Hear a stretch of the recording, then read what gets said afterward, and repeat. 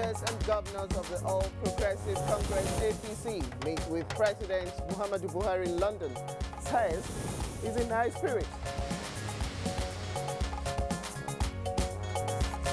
Federal government evacuates 198 irregular Nigerian migrants living in Saudi Arabia.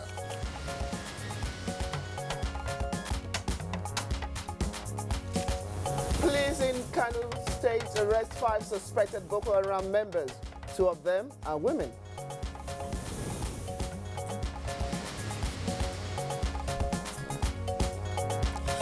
And on Good Morning Nigeria today, our focus is on the plight of the people of Bakassi, 11 years after Nigeria ceded the oil-rich peninsula to Cameroon.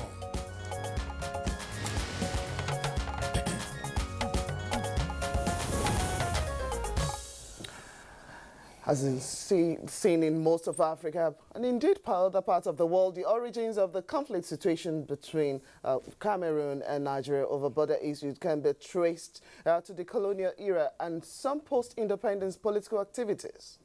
Quite right, Blessing. Now, the border between Nigeria and Cameroon, extending from Lake Chad to the Gulf of Guinea, had been a bone of contention between the two territories dating back to 1913.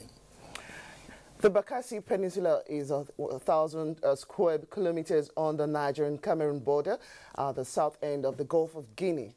The swampy peninsula is associated, with its associated small islands, are strategically located, controlling access to the Nigerian port of Calabar. The surrounding waters, also according to experts, it's also very rich in fish and submarine oil deposits. And the traditional inhabitants are mainly Efik fishermen with historical ties to Nigeria. Now, in 1961, part of the southern end of the peninsula became part of Cameroon. Of course, you all recall the plebiscite that took place that year. Now, while the northern portion, of course, remained with Nigeria. Now, but control of the peninsula, which was in Nigerian hands, was disputed between the two countries. And there had been military clashes which occurred sporadically, including one, of course, in 1981, on what was called the Rio de Rey River, in which some Cameroonian gendarme officers killed Nigerian soldiers. Now, in 1993, Nigerian troops occupied the Bakassi Peninsula in 1994, and after serious incidents of border incursions that actually provoked some kind of shooting like Kingsley talked about earlier. And after many casualties and death of soldiers had been recorded on both sides, Cameroon submitted its entire set of border-related disputes with Nigeria before the International Court of Justice at The Hague for adjudication. Now, after examining the case for 8 years, the World Court, as the International Court of Justice is also known, ruled that Cameroon is the rightful owner of the oil-rich peninsula of Bakassi. Now, it based its decision on the argument that the 1913 Anglo-German Treaty, which traced the borders between the two colonial powers, ceded the Bakassi to Cameroon. Right. Following intensive diplomatic activities culminating in the June 12, 2006 Green Tea Agreement, it was brokered by the United Nations and also witnessed and guaranteed by 4 world powers: Britain, France, Germany, as well as the United States. Nigeria eventually agreed to unconditionally hand over the oil-rich peninsula to Cameroon. All right, it's a blessing. The Green Treaty, of course, was intended to implement, or rather enforce, carry into effect the decision of the ICJ we referred to in 2002. But the personal question is whether the outcome of the Bakassi dispute resolution, Bakassi conflict dispute resolution, is a model, and as well as, of course, whether the economic cross-border development issues that are there are ones that Nigeria can feel comfortable with, or is it more a situation of the conflict having been resolved, but still, we have, as what some persons have referred to, as a piece of the graveyard.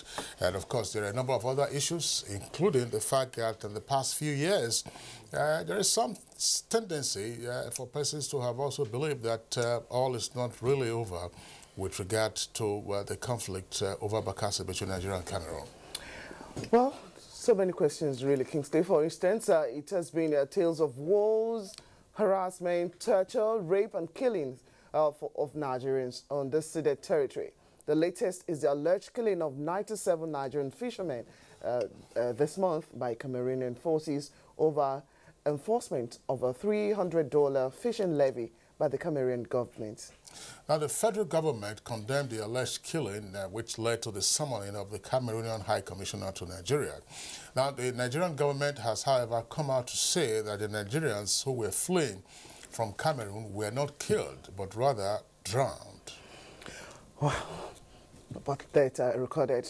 The issue about fishing levy is a serious one, as poor, helpless Nigerian indigents who are in Cameroon and could not afford to pay are the ones fleeing the country as the authorities intensify enforcement of such levies.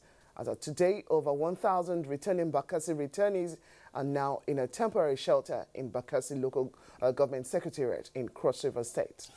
But the truth is that the judgment of 2002 by the ICJ, that's the World Court, caused quite a displacement in the Bakassi Peninsula, while residents who opted for Nigerian nationality are currently internally displaced. Now, those who decided to stay back in their ancestral land are now, as it were, stateless. Well, for the 2002 ICJ decision on the Bakassi Peninsula said that Bakassi belonged to Cameroon. But what about the people living in Bakassi? Not much has been done to actually cater for them. And where do they belong to now? Cameroon or Nigeria? Now, the Green Tree Agreement, which ceded Bakassi to Cameroon by way of enforcing the ICJ decision, also provided guidelines for how the Bakassi people and their lands should be treated under the administration of Cameroon. It also created obligations for Cameroon towards the Bakassi people. Well, you're right, Kingsley, because Article 3 of the agreement holds that Cameroon will not force the Bakassi people to change nationality, culture, language, and their beliefs. It's also affirming that they have the right to continue fishing and agriculture, or do their agriculture, their business on the peninsula, and their property and customary rights are to be protected. Also, the Green Tree Agreement forbids the government of Cameroon from introducing discriminatory levies or taxes on inhabitants of the peninsula, and that the government, that's to say the Cameroonian government, should take responsibility for the protection of lives of Bakassi people from harm and harassment. The reality, however, today is that these provisions of the Green Tree Agreement have been, as it were, breached by the government of Cameroon. Now, the question to still ask now is that how is the Nigerian government reacting to all of this? What legal options are still open to Nigeria on the Bakassi issue after the 2002 judgment of the ICJ? And what are the indigents of Bakassi left to suffer after this decision from the ICJ in 2002? Is it as a result of the actions and inactions of both the Nigerian and Cameroonian authorities in implementing this agreement on the welfare of the people of Bakassi? Well, these and some other questions we shall try to provide answers to by eliciting the responses, of course, from our guests later on in the discussion segment on Good Morning Nigeria, which, of course, is reaching you live on the network service of the Nigerian Television Authority, and we are Africa's largest television network. My name is Kingsley Osadolo, and I welcome you to today's edition of the program. My name is Blessing Abu. I also join Kingsley to welcome you to the program. In the course of the program, we shall bring to you our regular segments, newspaper review. We'll take a look at business. We'll take a look at sports, as well as foreign and entertainment news. Right now, we're kicking off with the news, and here is Joseph Johnson as our guide. Good morning to you, Joseph. Good morning, Blessing. Kingsley, thanks for joining us on the news. Leaders and governors of the All Progressives Congress APC have met with President Muhammadu Buhari in London this Sunday. Governor Rochas Okorocha of Imo State said the president was very cheerful and has not lost any bit of his sense of humor. The governor said the party delegation spent more than an hour with President Buhari over lunch, and it was very clear from the discussions that he follows the developments at home very closely. He said the president was delighted to receive the delegation and asked each governor about affairs in his state. He also asked the Minister of Transportation, Rotimi Amechi, about the state of the railways. When asked to react to all the negative things being said about him, the president just laughed, describing such negative reports as lies. Governor Okorocha said President Buhari was completely unperturbed by the cocktail of lies. He instead sent his best wishes to Nigerians. Governor Okorocha told Nigerians not to worry at all, adding that President Buhari will be back as soon as the doctors give him the green light. Governor Maru Tanko Almakura of Nasarawa State, Nasir El-Rufai of Kaduna, Yahaya Bello of Kogi and APC National Chairman Chief John Oyegun were also in the delegation.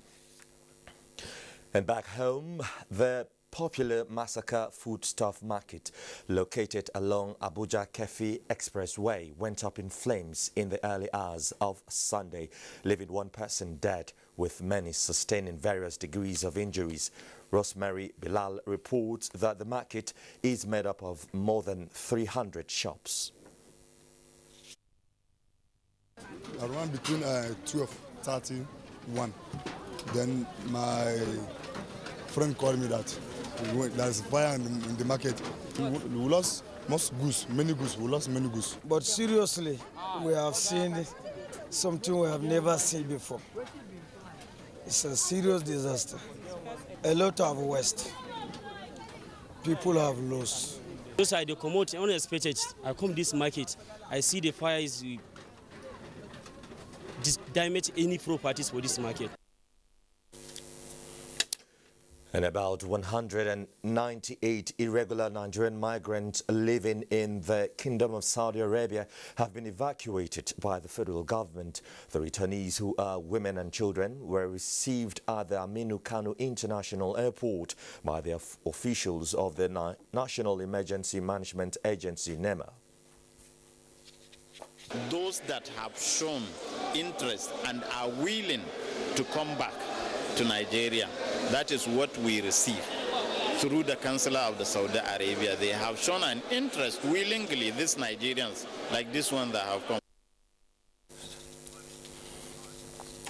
Nigeria's acting president Yemi Osinbajo will later today speak on food security and Nigeria's preparedness to diversify its economy using agriculture as a lever at the International Institute of Tropical Agriculture, IITA, Ibadan, Oyo State.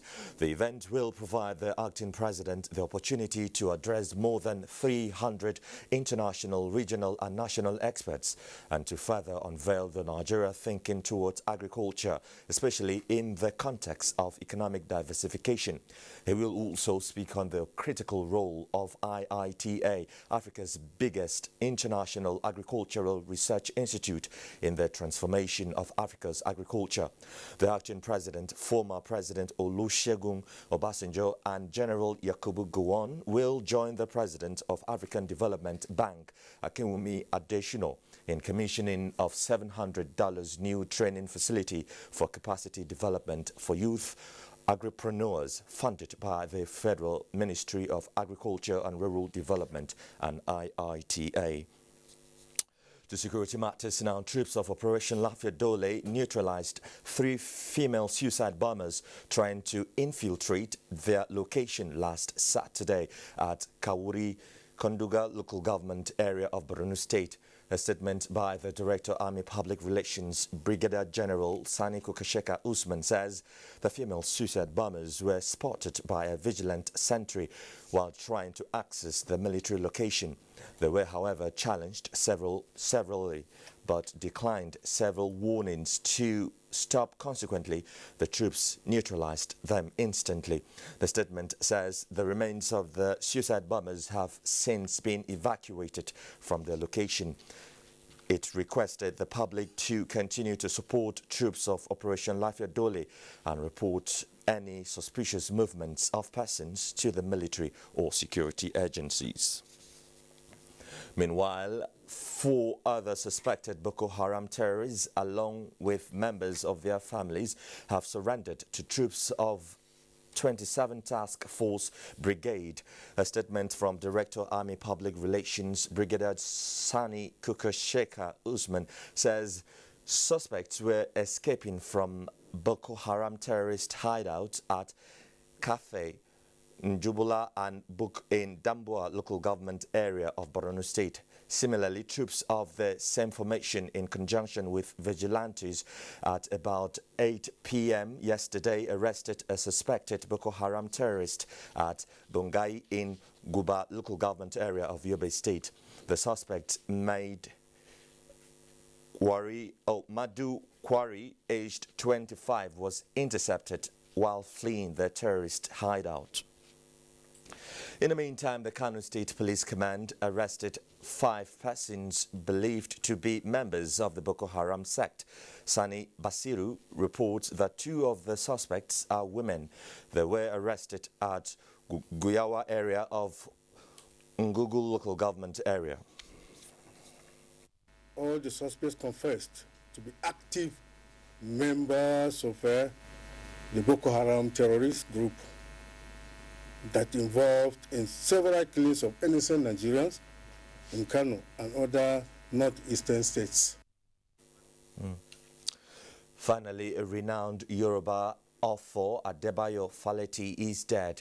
The Yoruba film icon died in his home at Ibadan on Sunday at the age of 86. According to report, the late actor observed the early morning devotion with his family members and soon after told them that he prayed to God to send someone else to continue his mission as he was tired and longing for home.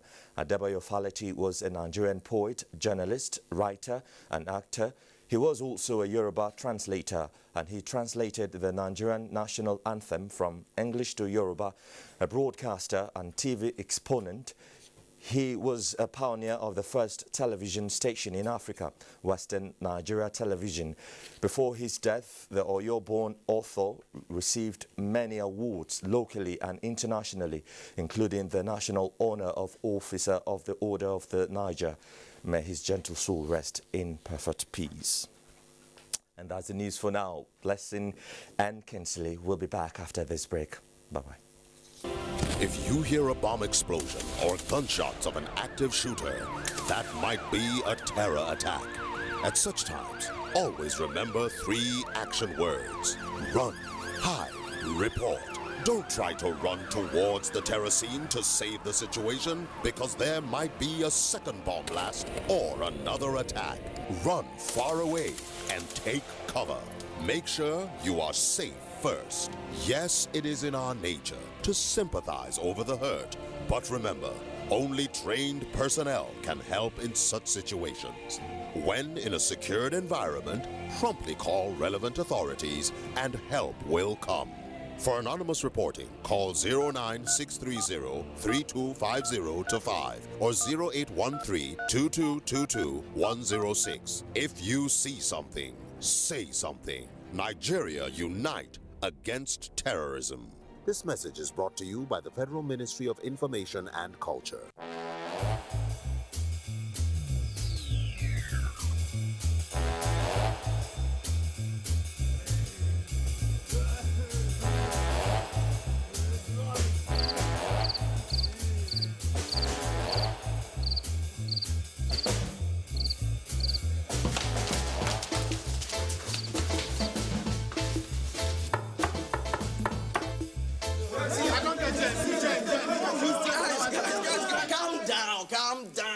I'm downloading is on 95%. It's still on. Eh?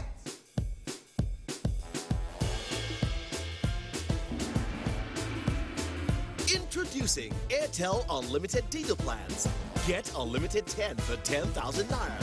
Get Unlimited 15 for 15,000 Naira. And Unlimited 20 for 20,000 Naira. Unlimited data. Unlimited you. Airtel, the smartphone network. Many Nigerian children cannot afford to go to school because they live in poverty. Instead of enjoying education and its benefits, they get involved in street trading to help themselves and their families survive. The Rogers Foundation is a humanitarian organization which currently caters for over 15,000 less privileged children in various schools all over Nigeria. The foundation has a goal to take thousands of less privileged children off the streets and provide them with free quality education from secondary school to the university as part of her Vision 2030. Admission forms are free and available online and at all Rochas Foundation colleges at Owerri, Jos, Ibadan, Kano, Enugu, Sokoto, Yola, Bauchi, Zaria and Oboko. For further details, visit www.rochasfoundation.org. Rochas Foundation, we educate to empower. All right, you're welcome back. But if you just joined us, it's Good Morning Nigeria. We're live on the network service of the Nigerian Television Authority. Now, for us to take a look at business stories, relative peace in the Niger Delta, plus the steady rise in global oil prices, according to analysts, of course, is giving the 2017 fiscal policy a good outlook, just as equities market recorded gains throughout last week. We join our correspondent, Kolo Mohammed, for details of the stories. Hello and many thanks for joining me on Business News. The 2017 federal government's fiscal policy has been described by analysts as achievable. This assurance is tied to the relative peace that is returning to the Niger Delta.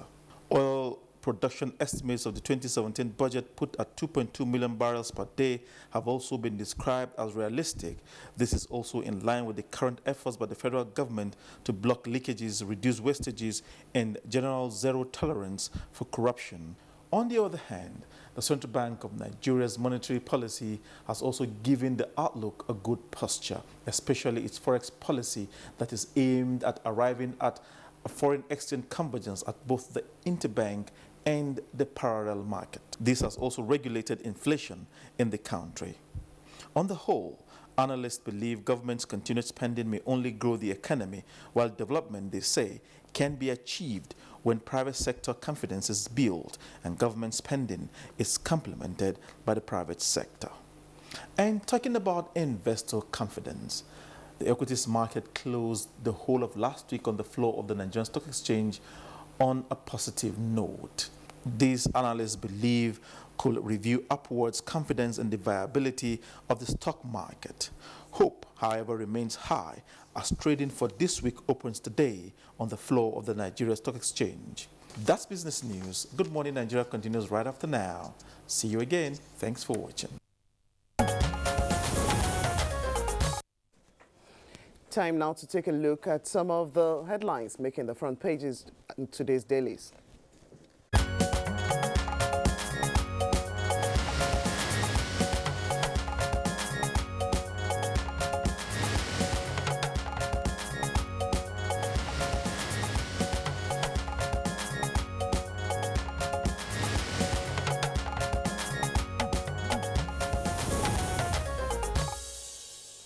Bayo Atoyebe is here with us after the weekend, and it's our pleasure to welcome you to the studios. Bayo, thank you.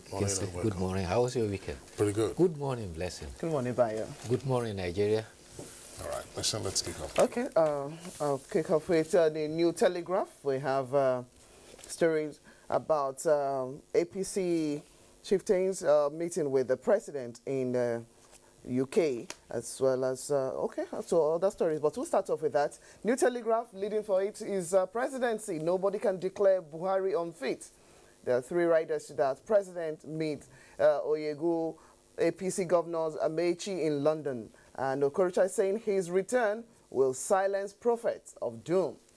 Lawyers disagree on president's health status. All the details you find on page 2. But you have the photograph of the president with APC leaders right there on the front page. Just above that, you have, that's above the nameplates now, Nigerians to pay 7 naira 45 kobo for more for kilowatts per hour, that is for electricity. And there is a rider, NERC awaits presidency's nod over that. That story is starting there, but continue on page 3. 3 babies, 8 others burned in Osun auto crash. That is a story just below the photograph of the New Telegraph. The story about Buhari receiving Oyegu, APC governor in London, is the one leading for the Daily Trust. And you still have the photograph right there. Kingsley, let's have you. All right, the story on the visit by APC governors along with the chairman of the party to President Muhammadu Buhari in London. It's also there on the front page of the Leadership newspaper. It's not a lead story though, but it's there on the front page of the Leadership newspaper. And the headline is APC governors on the Yegun visit PMB, that's President Muhammadu Buhari, and say President will return as soon as doctors permit. And then, of course, you have the stories right there, jumps to page 6, and then you have the photograph of the visitors along with the president when they visited him in London yesterday. Now, below that, you have another headline that says, police arrest 5 Boko Haram terrorists after gun battle as 9 surrender. That's on page 7 in greater detail. And army redeploys 52 generals and 597 others in major shakeup. Then above the story on the visit by the governors on the APC chair to President Buhari in London is the lead story itself, and it has a kicker. 351 billion naira NHIS probe. NHIS stands for the National Health Insurance Scheme. And then HMOs get 2-day ultimatum to submit audited accounts, with the rider health minister to defend executive secretary's suspension before Reps Committee. The story is in detail on page 6 of Leadership. Now, below the nameplate of Leadership newspaper, 2 headlines. Federal government can save 127 billion naira from high-quality cassava flour initiative, and that's according to FIRO.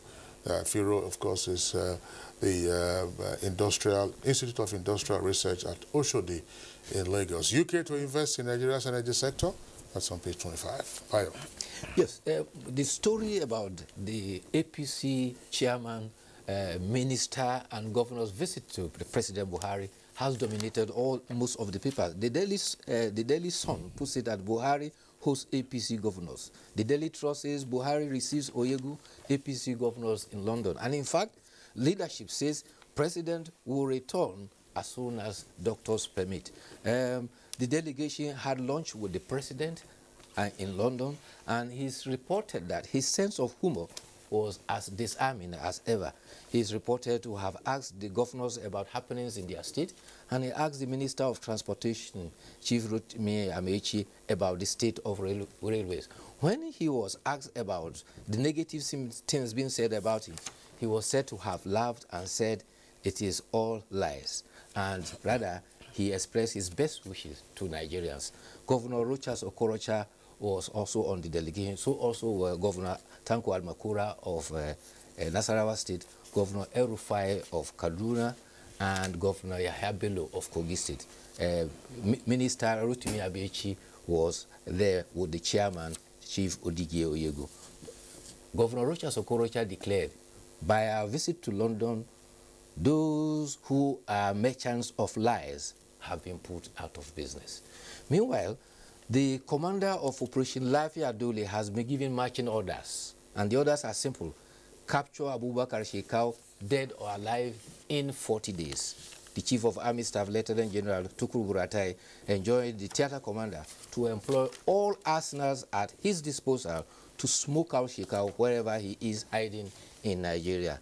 It is believed that the capture or elimination of the insurgent leader will be critical on a turning point in the war against terrorism and insurgency.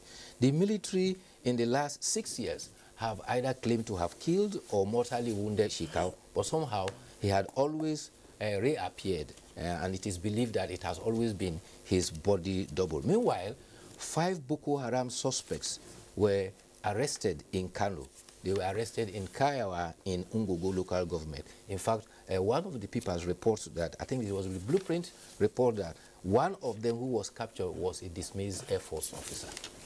Well, what you just said now, Bayo, that story is that twist as to the proper identity of the Air Force officer is the lead story for Blueprint newspaper. Okay. Blueprint captures it this way, as its lead. Dismissed Air Force officer and Boko Haram battle police in Kano.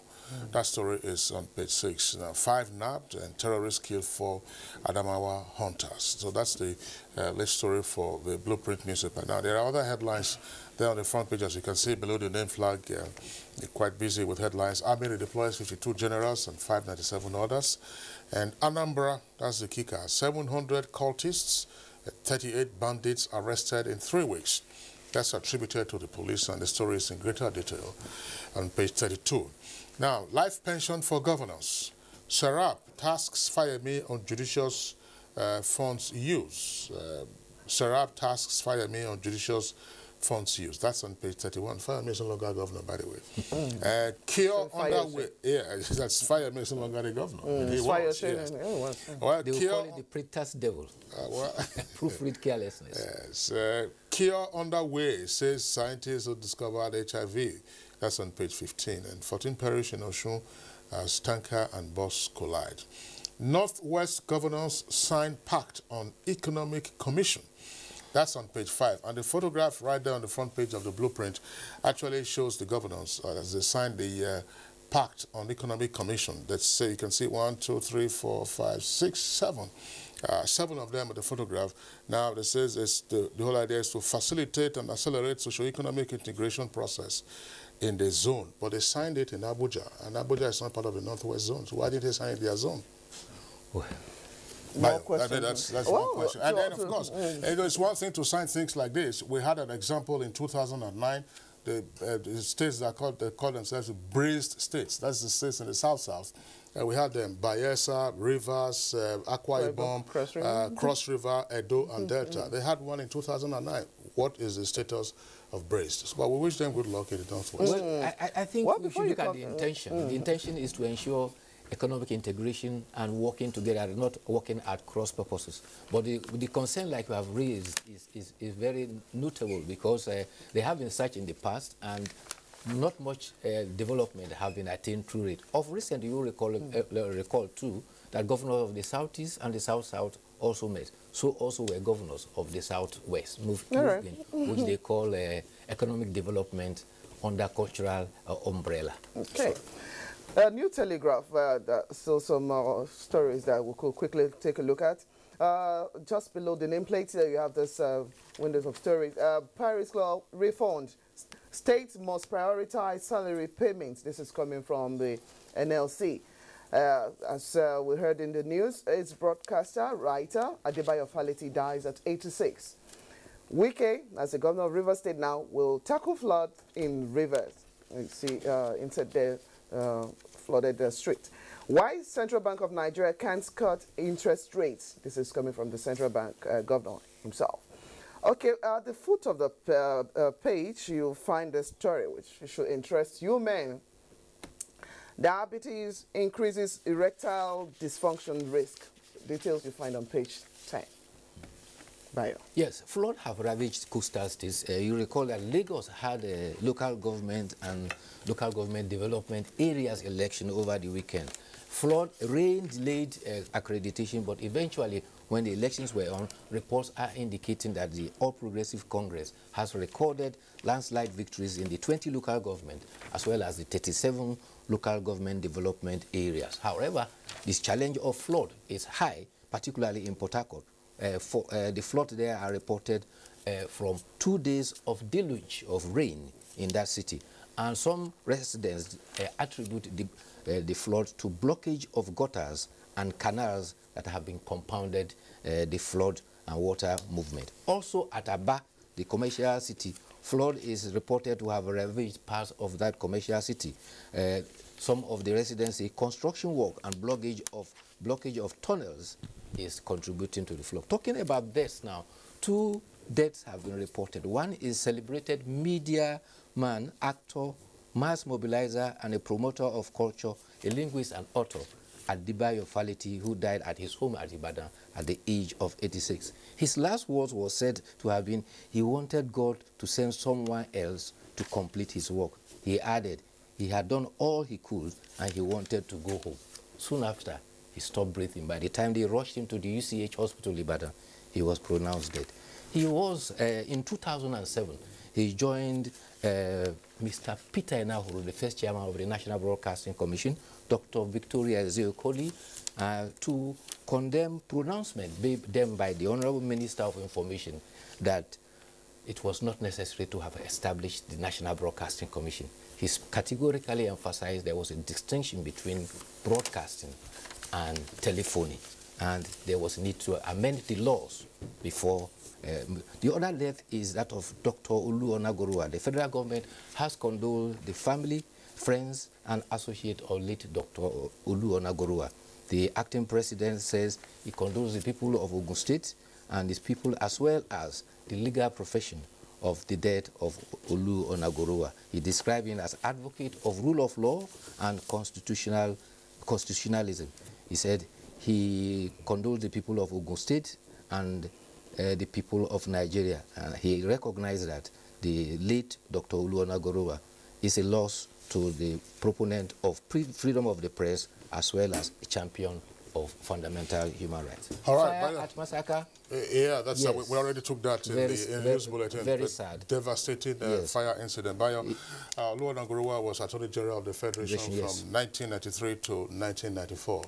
And of course, you know, part of the conflict that arose at the time, if you well recall, what was Decree 2? Decree 2 was state security detention of persons. And in the past, you know, it required the Attorney General of the Federation, you know, to give his assent, you know, before laws, of course, were passed. But the Decree 2 was then amended and it was bypassed, that the person who could then issue warrants for arrest or detention then included the Inspector General of Police. Maya Toyobi, thank you for being here today. Of course, we'll see you again tomorrow. Tomorrow will be another day. Thank you. So it's Good Morning Nigeria live from the NTA. We'll take a short break now. When we return, we'll be dealing with the plight of the Bakassi people. This is after the ICJ decision in 2002 and the Green Tree Treaty.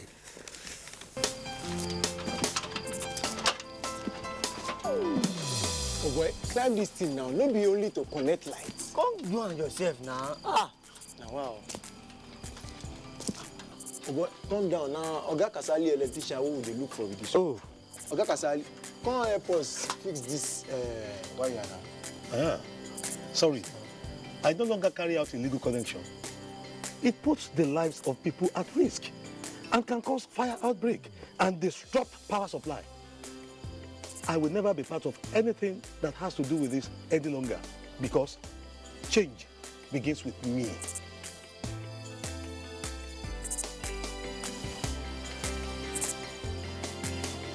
Oh boy, letting him talk makes sense. Oh boy, we could carry this ladder for both. This message is brought to you by the National Orientation Agency in conjunction with the Federal Ministry of Information and Culture. Hey, great news! Oral-B has just been voted Kudos #1 quality toothpaste of 2017 by you. So even though times are hard, as a mother, you know that Oral-B is good for your family's oral health because they deserve the best. It's great value because it protects you against tooth holes and gum problems that can lead to tooth loss. It strengthens your family's teeth and gives them all-round protection. So remember, protect their future. Oral-B for healthier and stronger teeth in 1 week.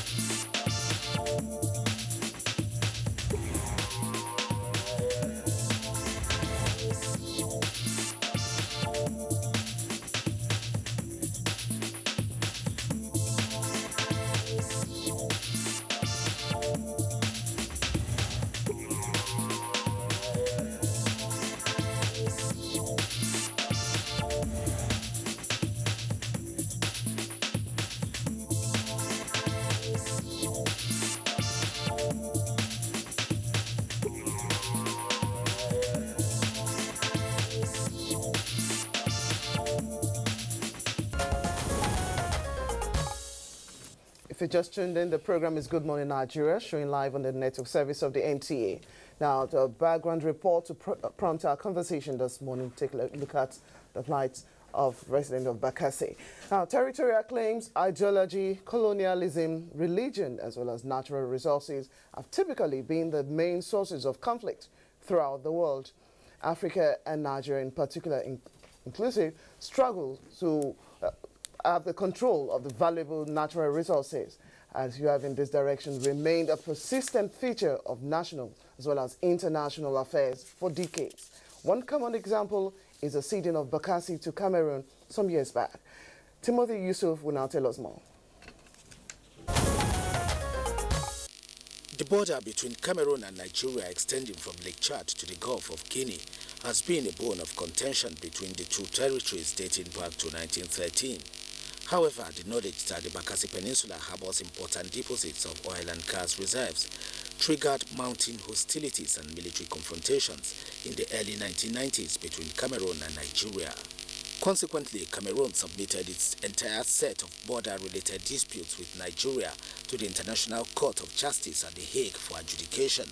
After examining the case for 8 years, the World Court ruled that Cameroon is the rightful owner of the oil-rich peninsula. Following intensive diplomatic activities culminating in the 12 June 2006 Green Tree Agreement brokered by the United Nations and witnessed by 4 world powers, Britain, France, Germany and the United States, Nigeria eventually agreed to unconditionally hand over the oil-rich peninsula to Cameroon. However, many in the state are still wondering why there is nothing tangible on ground in the new Bakassi Local Council, despite the fact that between 2012 and now, the federal government is reported to have released 38 billion naira to the Cross River State government as palliatives for losing the oil-rich peninsula to Cameroon, and by extension for the loss of 76 oil wells by Cross River to Akwa Ibom State. On the other hand, many say, following heavy-handed laws and state-sponsored violence from the Cameroonian authorities, thousands of Nigerians have fled Abana, the headquarters of Bakassi Peninsula, which is currently under the sovereignty of Cameroon. According to reports, Cameroonian gendarmes have been allegedly destroying the homes, fishing boats and other property of the Nigerians who still remain on the territory. For instance, Nigerians in the peninsula have repeatedly accused Cameroonian authorities of violating the terms of the United Nations brokered Green Tree Treaty by forcibly giving their communities Cameroonian names, denying them economic rights and imposing discriminatory taxes, even though the agreement provides that Nigeria must ensure that inhabitants of the peninsula who opt to settle in Nigeria are provided the necessary means and measures to do so. To this end, many of them say since the 2002 judgment of the International Court of Justice, which ceded the peninsula to Cameroon, they have become stateless as the Francophone country treats them as foreigners. The latest, according to findings, is the alleged killing of 97 Nigerian fishermen this month by Cameroonian forces over enforcement of a $300 fishing levy by the Cameroonian government. The federal government, however, condemned the alleged killing and consequently summoned the Cameroonian High Commissioner to Nigeria. The outcome of the invitation showed that the Nigerians who were alleged to have been killed drowned while fleeing from Cameroon. At the moment, over 1,000 Bakassi returnees are said to be now in a temporary shelter in Bakassi Local Government Secretariat in Cross River State. What is the latest on the plight of the people as the government of Nigeria reportedly commissioned investigations into the allegations? What went wrong and what should both Cameroon and Nigeria do to ensure a peaceful coexistence? Experts are set on Good Morning Nigeria to provide answers to these questions. All right, thank you very much, Timothy Yusuf, there for that background report. Indeed, we have guests with us here in the Abuja studios, as well as another guys joining us from our Lagos Network Center to discuss this issue. First, we would like to welcome at this time the former Undersecretary for African Affairs in the Ministry of Foreign Affairs, that's Ambassador Godwin Agama. Ambassador Agama, a pleasure to have you join us on the program this morning. Thank you very much. Okay, and then also here with us in the studios is a member of the House of Representatives, that's Honorable Babatunde Kolawole. Honorable Kolawole represents Akoko Southeast and Southwest Federal Constituency, and that's in Ondo State. Honorable Kolawole, a delight to have you on the program this morning. Good morning, and thank you for having me again. Blessing. Yes, to also join us in the discussion is the Federal Commissioner, National Commission for Refugees, Migrants, as well as the IDPs. Here is Hajia Sadia Omar Farouk. Hajia Sadia Omar Farouk, welcome to the program. Thank you very much, and good morning. And in our Lagos studio is a former presidential advisor on National Assembly matters, Senator Florence Itagiwa. Senator Itagiwa, good morning to you and welcome to the program. Good morning. All right, Kingsley. All right, let's begin the conversation backing up a bit. Just recently, of course, there was a motion on the floor of the House of Representatives calling attention again to the plight of the people of Bakassi. And of course, well before then, there had been a series of reports in the media with regard to the ordeal that Nigerians who are resident in Bakassi, continue to experience at the hands of Cameroonian authorities, along with the fact, of course, that persons, who were displaced have not been fully resettled. Honorable Kolawole, of course, you were a prime factor in the motion, inviting attention again to the plight of the Bakassi people. Exactly what were you seeking to achieve, and what has been the outcome of the resolution? Well, thank you. We got this disturbing news 2 weeks ago, and we decided to present this before the House, and it was all about 97 Nigerians that have been killed, or that were allegedly killed in the ceded area of Bakassi by Cameroonian gendarmes. And what we simply did as a responsive and responsible House is to move a motion on the floor of the House seeking for an investigation into this very matter. It was discussed extensively, and the Speaker eventually ruled that the Committee on Foreign Affairs should investigate and report back to the House. I'm aware that a public hearing has been held, and stakeholders were invited. But I think we are yet to receive the report of the Standing Committee on Foreign Affairs. How troubling was the report? Because we already have some response coming from the executive branch, namely the Minister of Foreign Affairs, saying that the initial reports that the Nigerians were killed by Cameroon officials appear to have been an overstatement of the fact. The fact, according to them, being that the Nigerians were fleeing, but then they drowned. And they were fleeing from the assault of the Cameroonian authorities. Are you familiar with this line of story? Yes, I took my time to Google yesterday, and I got the response of the minister and that of the army chief. And I think one thing is clear here. One thing they affirmed is the fact that there were maritime, disputes. There were maritime disputes, and the minister did say that between 2008 up to date, that about 97 Nigerians have been killed. So the issue of killing here was established. But though they actually came out to say that no Nigerians were killed in these very incidents. But then, just like I said, one thing has been affirmed here, that 97 Nigerians were killed from 2008 up to date. And this is a lot. I mean, but the question is that what has been done? Has any investigation been carried out in this respect? Because I know, for instance, in the US, one life, I know what it means. If anybody, if a US citizen is illegally killed, just one, they can go after a nation for that. So if the minister comes out to tell us that from 2008 up to date, that 97 Nigerians, that's the true figure of Nigerians have been killed in this area, and nothing has been done about it, then it's funny to me. All right, thank you very much, Honorable Member. Now, we earlier introduced Senator Florence Itagiwa in our Lagos studio. Our question is going to you now. Of course, you're not called Mama Bakassi just for the fun of it. You are from Bakassi.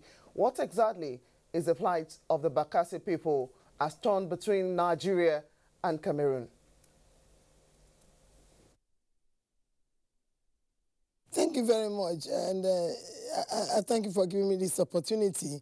And I must thank the honorable member, who is representing a constituency in those states, for raising that motion on the floor. And this will also further, substantiates what I've been saying to Nigerians, that Bakassi is not only ethnic people. There's something called, coastal migration, and most of those, like the Lajes, there are quite a lot of them that migrated along the seashore to be there, in Bakassi. But, what is happening is most unfortunate, and I'm glad that you have brought major stakeholders to the studio, you know, who have a very, very good knowledge of the plight of Bakassi people. In particular, I want to commend, you know, the DG of National Refugee Commission, IGR, who has been very, very proactive and has responded quickly to all our calls, you know, in the course of our suffering. I have some documents here, you know, which can prove how many years we have been struggling. The issue that has taken place today is not entirely new. From the days of our forefathers in Bakassi, living on that island, they've always had issues of very, very harsh tax conditions. And they've always had serious maritime issues, you know, even when they lived there. Unfortunately, at the time that Bakassi was in Cameroon, Bakassi, before they took it over, the Cameroonian governments, both governments that claim ownership, did not really have the interests of the people at heart. It's a very, very oil-rich region, and people are interested in the oil, in what is there, not the people. You know, I mean, for an area that was such a major oil-producing area, at the time I grew up, you know, I got involved in politics and got interested in Bakassi like 28 years ago. At the time I got there, there was no light, there was no jersey, there was nothing. People have always lived in abject poverty. However, without taking much time, unfortunately, Nigeria lost the case. Nigeria lost that case because, you know, the head of state then, Abuja, ignored, you know, the courts at that time that were invited, which at that time too, excuse me, it was a welcome thing for us because he used that period, you know, to actually go in because he had listened to Applied. He knew what we went through, you know, so there was a hostility between the two countries and ignored any international pressure and went ahead and created that local government, which was very, very welcome, you know, to us because that at least today has made us a part of this country. Otherwise, we probably would have been thrown out. However, the international community has not done well, you know, for the Bakassi people. At the time that you know, because when the President Obasanjo came on board, I'm just cutting long story short, he had no choice because judgment had been passed without much involvement of Bakassi people. And then again, in the course of all that, no Bakassi indigene or stakeholder was made to be part of that process. Now, what Obasanjo inherited was an already bad case. And at that time, the thinking of the world was that, all right, because they were calling Abacha a dictator. So I'm sure that Obasanjo did not want to be called a dictator. So he had to ensure that he went and, you know, tried to, even though I can bear witness and I can attest to the fact that Obasanjo really did try through very, very many diplomatic sources to, you know, see how that judgment can be made as painless as possible. I believe that he even tried buyback. He tried everything, you know, because we had gone to him and said that if you cede us, if you ask us to leave Nigeria, then we are going to secede. We are going to, you know, form a Republic of Bakassi or something. And he promised us that that ceding and movement will be totally painless. Now, at the end of the Great Tree arrangement, if I recall, the agreement was that Bakassi will be relocated with Bakassi political structure, Bakassi traditional institution, and all our deities, all our, you know, things that reminded, you know, that would now let us feel that we are human beings. The international community was also asked to ensure that those that choose to stay back in Cameroon, that the harsh tax treatment they got would be at least relatively reduced. But unfortunately, both parties have reneged on that promise. I know how many times over the years that Bakassi indigenes have gone around all the international embassies that were signatories to that agreement to complain that our people are still suffering. And even those that came back to this country, for the past, I mean, we made a request, because luckily I've come here with the documents. Early 2013, after much suffering, it's not only inside Cameroon that people die. Even in the refugee camps that people have been there for over 10 years now, people die there every day. There's death, there's procreation in those camps. Now, early 2013, we did a letter to President Jonathan appealing finally, you know, for him to look into the plight of the Bakassi people. That same 13, in response to this appeal, he set up a committee, which was the Presidential Committee on the Plight of Displaced People of Bakassi. That committee was a very high-powered committee, headed by the Vice President Sambo as a chairman, and the Deputy Governor of Cross River State as co-chairman.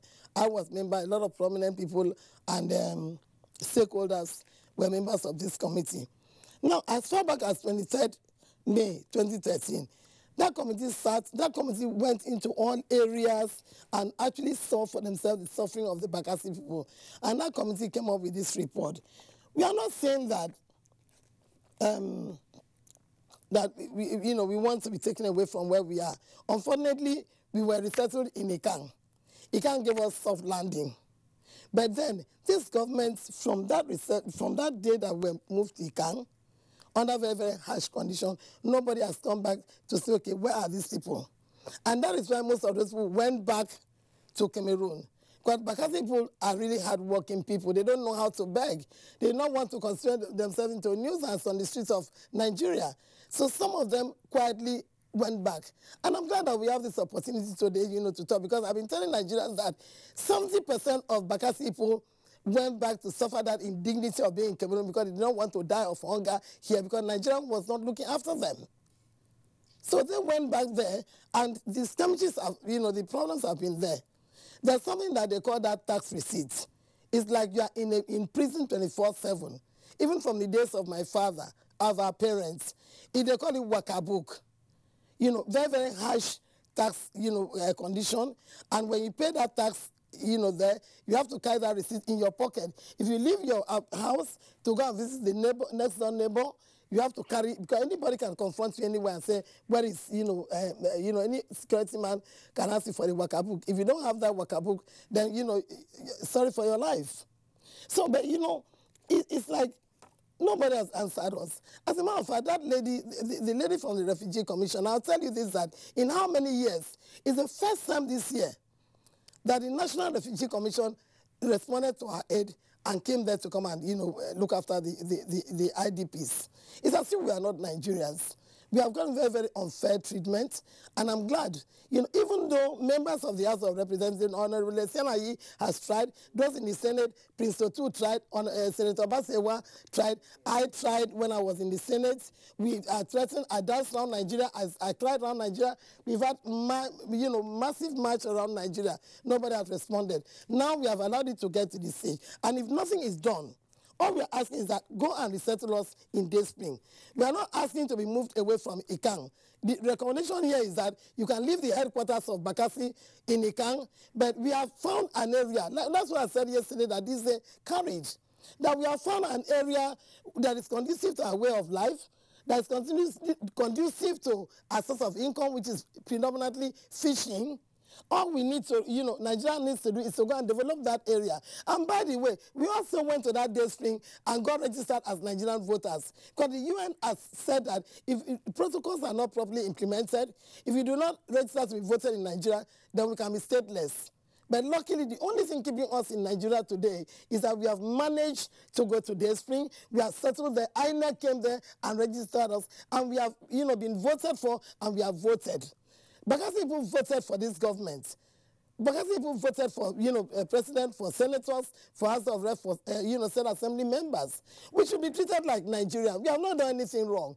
It's not our fault that we're seated, without any referendum, without, asking us what we wanted. So I think this country has been very, very unfair to us. And then, they come in and divide and cause problems between us and divide and rule. So today, some people are speaking this way, the other people are speaking this way. They carry people and give them appointment, and they cannot talk again. Please, all we are begging for, my dear, I thank God for this opportunity.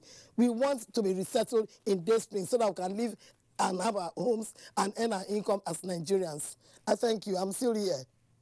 All right. Senator Florence Itagewa, thank you very much there for your comments. Of course, we know that we're still retaining our Lagos studios and we'll come back to you. But let's get back to our other guests here with us in the Abuja studios. I mean, listening to Senator Itagewa talk about is it Waka Book or so? Waka Book. Yes, Waka Book. It all reminds you of what used to happen in apartheid South Africa. They don't pass. black people were required to have a pass in order to be allowed to walk freely, in so-called white areas, where you have the White Group Areas Act, and so on and so forth. So apartheid, of course, is alive and thriving, apparently, in the Bakassi area. But let's bring in Ambassador Godwin Agama into all of this. Ambassador Agama, you listened to the comments made by Senator Florence Itagewa. Of course, there have also been reports out there in the public space. Is the Green Tree Agreement meant to implement the ICJ decision of 2002? Is the agreement in tatters? I think you've said it. Obviously, the agreement has been breached by Cameroon. I listened to your background report early this morning when I came here, and you have gone through the agreement very well. The agreement, Cameroon guarantees the Nigerian nationals in the Bakassi a number of rights. First of all, to respect their rights in accordance with international law, human rights and freedoms, not to expel them, not to impose discriminatory taxes and levies on them. And I think this Waka book falls into that group. It will be if Cameroonians who live there, Cameroonian nationals who live there, are not supposed to pay that, and Nigerians pay, which often happens in Africa, here in West Africa in particular. And if that's the case, then Cameroon is in breach of it. Nigerians are fleeing, which means they're being expelled from the territory. You don't flee if nobody is pursuing you. You flee when you are being pursued. Right. So if the generals are pursuing and expelling them, that's a breach of the agreement again. Unfortunately, the agreement doesn't provide for a penalty when you breach the agreement. I've also gone through the agreement. It's not a very lengthy document, 8 articles only. And the first 2 talked about Nigeria recognizing the judgment and undertaking to withdraw, which you've done. The agreement also talked about when the agreement is implemented, which I'm not a lawyer, but my little knowledge of international law means that there's a limit to which the agreement will subsist. And I don't know whether the Cameroonian government is doing that now, believing that Nigeria has withdrawn from the territory, has given up the sovereignty over Bakassi, and therefore the agreement is no longer tenable. Otherwise, they shouldn't be expelling Nigerians, they shouldn't be levying them discriminatorily and all that. So I think the agreement is in tatters, as you just said. Ambassador Agama, what exactly have both nations failed to do in terms of this agreement as is in place? If you've taken over a particular spot at least, or you've declared the sovereignty over this particular peninsula, the people there are part of the sovereignty as well. What have the 2 nations failed to actually do? The people are suffering while the peninsula is taken over. Well, it's not the 2 nations, I would say. As you know, the agreement came out of the 2002 judgment of the International Court of Justice. Certainly. And the judgment, of course, was based on a case filed by Cameroon in 1994, and as you said here earlier on. At that time, and as the senator said, Nigeria was like a para in the international community under General Abuja for some reasons. Even if you read the judgment itself, it's a very lengthy judgment. Most of the judges who even said Bakassi belongs to Cameroon and that Nigeria should withdraw do not think that the court ought to have adjudicated compulsory jurisdiction there. Shouldn't have exercised compulsory jurisdiction over the case. It's a case that will be settled politically. And there are examples in the world. Look at India and Pakistan with this arid, what do they call that region? That is always a conflict between India and Pakistan. The people are Pakistanis, but India is in control. And each time Pakistan tried to raise it in the international community, India says no, let us negotiate. It's a bilateral thing. And I think that was a chance Nigeria missed in going to court with Cameroon. We shouldn't have done that. We were in control of the territory, we held it. The people are Nigerians by all intents and purposes. And as the senator said, the Bakassi people were never consulted. The court didn't take notice of the issue of self-determination of the people of Bakassi. They were not consulted. And they've been transferred from the colonial times to the present times, which is very unfortunate. The court bases judgment on the 1913 agreement between 2 colonial powers, between Germany and the UK, that were the colonizers of Cameroon and Nigeria. Earlier on, by I think 1884, Britain had entered into a protective agreement with the Urban of Calabar that controlled the Bakassi. And the protectorate agreement is, it also an agreement of friendship, and I'll protect you from other powers, other European powers, not from other Africans, other European powers. And therefore, the Urban signed the agreement. And now, between what you've signed by protection, you are now acquiring it as its a possession, which the court also, some of the judges picked holes at. And I think this is the point. Nigeria, I think, has done what it ought to do, to avoid a fight, to avoid the consequences of any of these unpleasant situations. And of course, it's in pursuance of Nigeria's own foreign policy objectives to respect agreements, for African integration, and settle disputes by peaceful means. So Nigeria has done that. The onus is now Cameroon to justify that it's observing the Green Tree Agreement. And they have not done that. All right, Ambassador Agama, thank you very much. Of course, if it's part of Nigeria's foreign policy objective to ensure African integration, it's also been professed as part of Nigeria's foreign policy to protect Nigerian lives wherever they are. Citizen diplomacy, as it's been called. So if 97 Nigerians have been killed or have died over a period of time, it raises questions, as some observers have indicated. Now, let's bring in the Federal Commissioner in charge of the National Commission for Refugees, Migrants and IDPs, Haji Asadia Umar Farouk. Of course, Senator Itagewa has spoken positively about the intervention of your commission into the plight of the Bakassi people. But of course, the plight had lingered well before the commission came in. Exactly what is the extent of the problem that the commission is having to confront with regard to the Bakassi resettlement? Yeah, thank you very much. Ours, I think, is a humanitarian face to hold this whole matter. When I came on board in the last quarter of 2016, I embarked on a familiarization tour to all the locations where we have displacement. The South-South geopolitical zone was one of it. I visited Cross Rivers.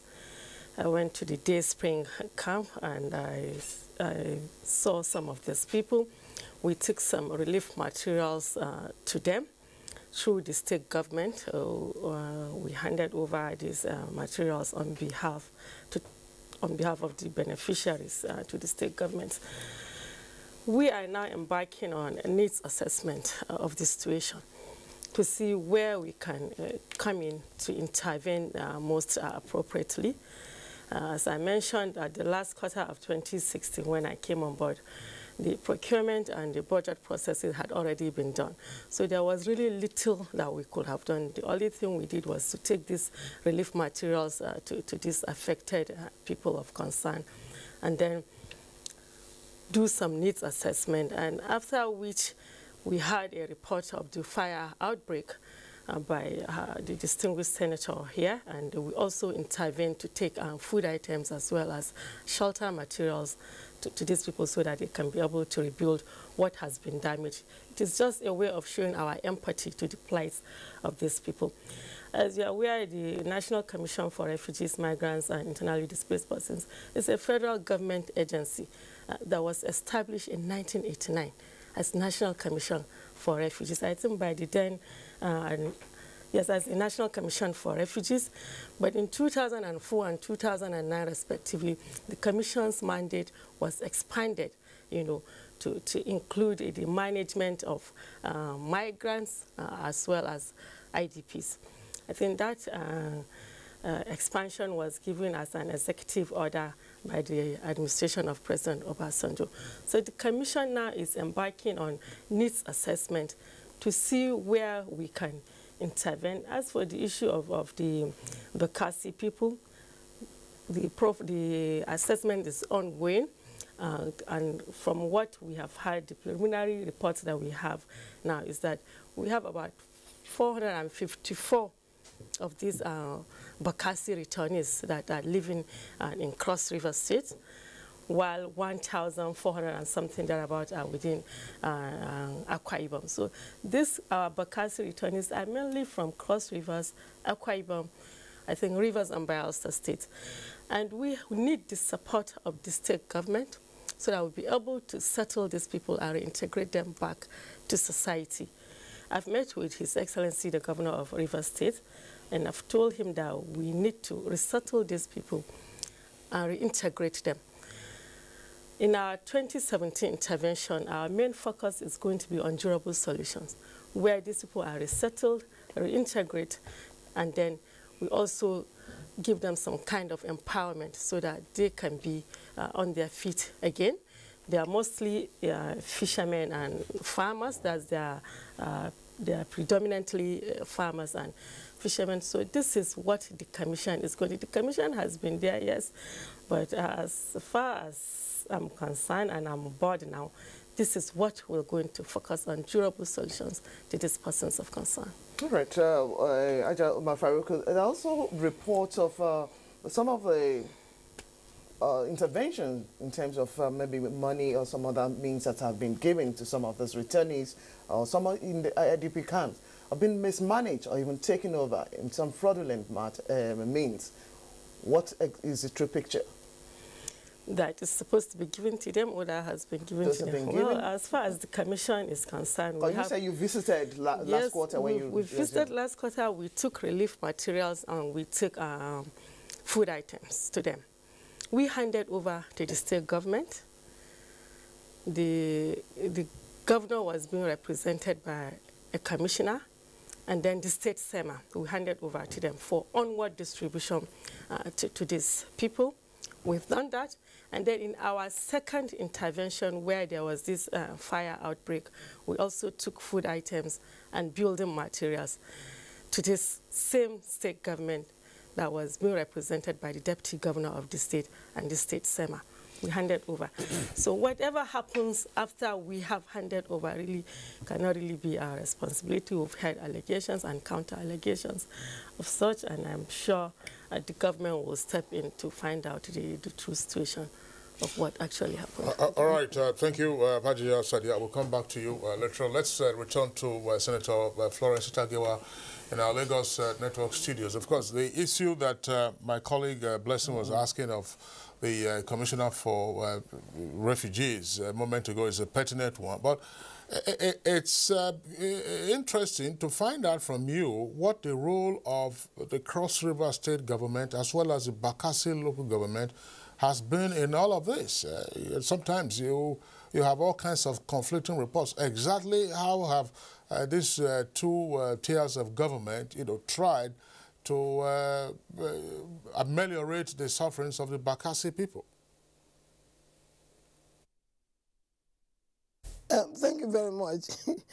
Unfortunately, for many, many years, I've not actually been on the same page with either the state government or, sometimes the local government, although the local government is at that grassroots level and it's a government that we put in place. And local governments in Nigeria can hardly do anything, without state government. They're just there, they're toothless. They can't do anything.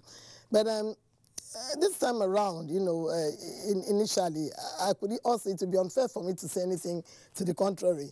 We've been on the same page with this governor, Governor Yade, who came on board and actually, for the first time, saw reason, because at some point I'd almost become a nuisance. I was ignored. But we had a government that came in and saw the feelings of the people, saw the pain, actually shared a tear or two, for the people. And, did in his own way try, to kind of ameliorate the suffering of the people.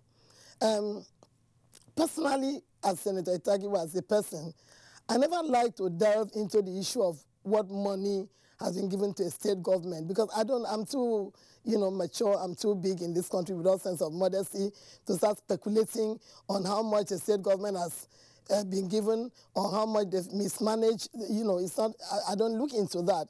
The issue is there, for anybody to see, that up till now, no matter how much money Nigeria say they've pumped into Bakassi, I don't see anything that has been done with that money. And I also would appeal, today, that if you want to be realistic, we have passed the stage of palliatives. We have passed the stage of going to revisit, because I hear some people theorizing, calling for Nigeria to go back and appeal that judgment. We had 10 years, to appeal the judgment. And we demonstrated and danced and, cried around the streets of Nigeria. Nigeria did not answer us. If you now talk of going to appeal or going to revisit, it will be exercised in futility. It will probably be another avenue to siphon money out of Nigeria to say that you are going to pay international lawyers like they did last time and no result. So that money that you would have used to go and pay for that appeal, which will not bring you any result, use that money to go and put permanent structure. Use that money to go and resettle us permanently. We are tired of palliatives. In fact, in fairness to that lady, they've tried. Now, the Bakassi people are even rejecting rice and all those things. We want, like, they gave us building materials last time. We want building materials to go and build, develop that day spring and live there as Nigeria, so that we can get on with our lives. Because unfortunately in Nigeria, there would be, unfortunately, there will be people that would slow down as much as possible the process of permanent resettlement, so that they will continue to use that opportunity to be siphoning money out, to look after Bakassi. We don't want looking after. We don't want palliatives. We want permanent resettlements like every Nigerian.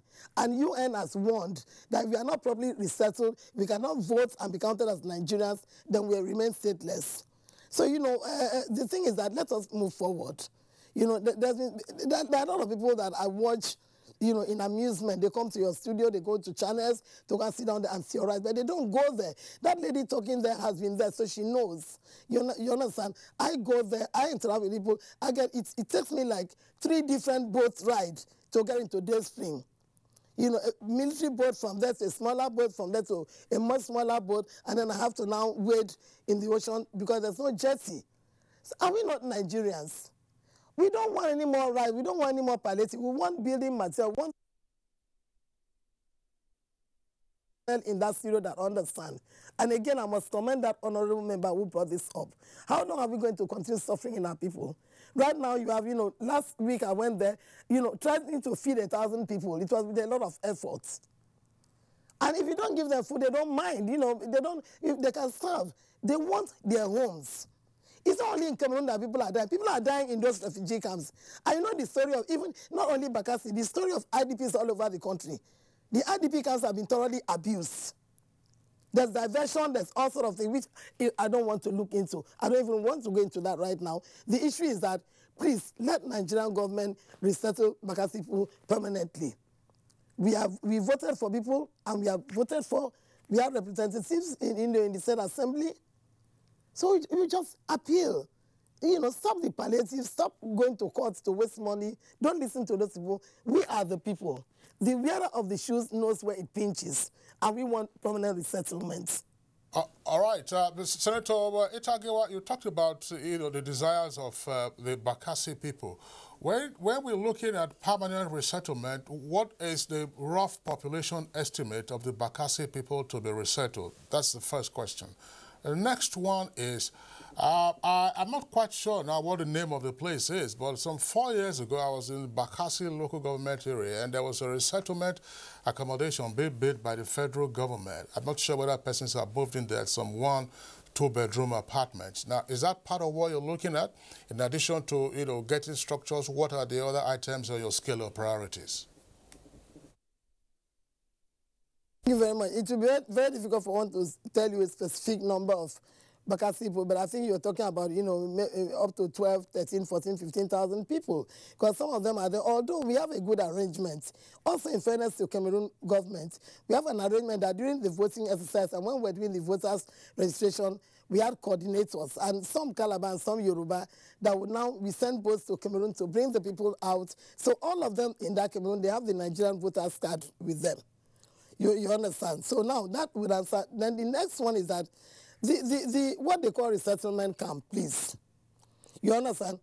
The paramount ruler has complained many times, has objected vehemently to what they call resettlement camp.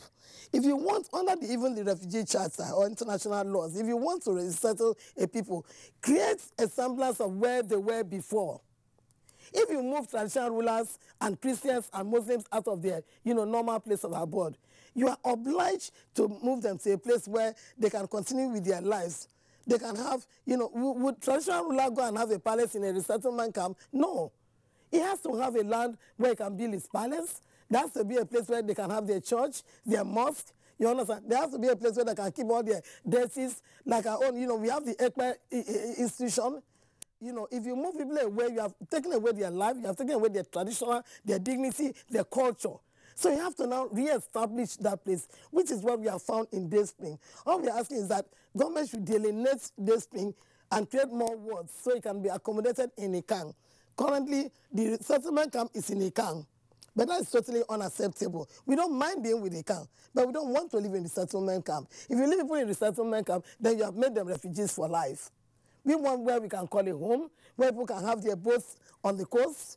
You understand? They'll go out and do their fishing and come back. They're not farmers. Some are farmers, like the lady said, but predominantly we are fishermen. So you cannot keep us in a resettlement camp. In fact, interestingly enough, one of the camps, the government provided something for them to go and, you know, do some farming. That project failed because they cannot farm. They are fishermen.